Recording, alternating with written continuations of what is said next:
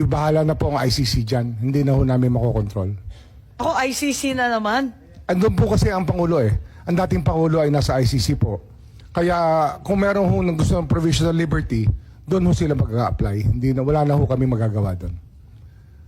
In fact, ito hong pinag-uusapan natin, subjudice na naman po ito. Yan naman ang problema rito.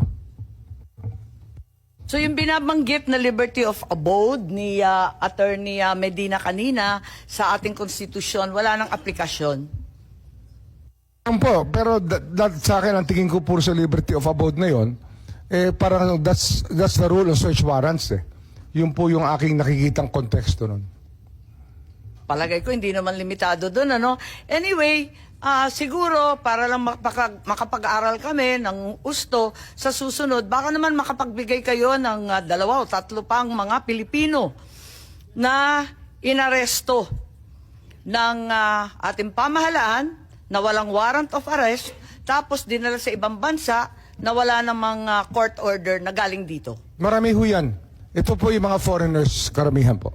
Hindi pa nga Pilipino. Hindi, tinatanong ko po yung Filipino citizen. Kasi syempre yung foreigners... Ito po, this is a case of first impression. Hindi pa ho nangyayari ito. But I have to posit that it is a case of first impression. Hindi pa ho nangyayari ito sa kasaysayan natin. Kaya nalilito po kami kasi yung DOJ dati talagang pinagpipilitan na nag-comply sa Article 59. Ngayon, sinasabi na hindi na kailangan na dalhin sa local authorities at parang yung DOJ may sinasabi na halos judge na kayo.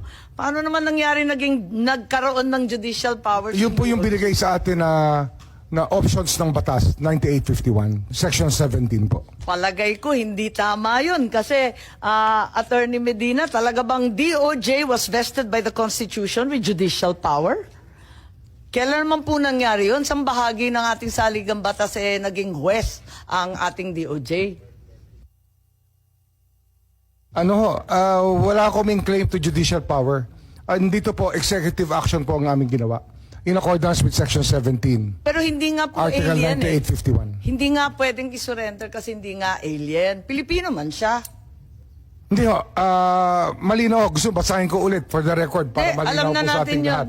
Oo. Baka naman si Attorney baka minsan ho, baka nalilimutan natin yung mga nasa saklaw ng batas eh. Papasahin ko po muli. Hindi. Alam ko na yon.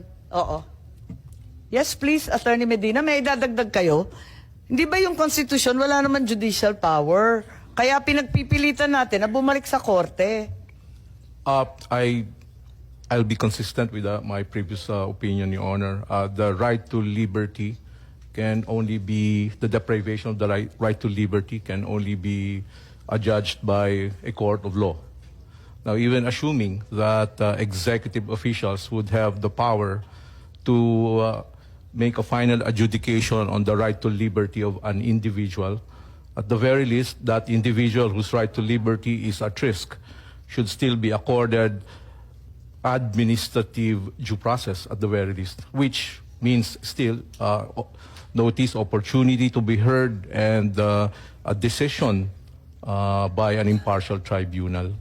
So the fusion, what the Constitution wants to prevent is the fusion of executive and judicial power in the hands of one person. One American constitutional expert declared that as a form of tyranny. So I'm not casting aspersion on the actions of the executive officials involved. I'm sure they consider the legality, and I'm sure they're willing to present clear legal basis for their actions.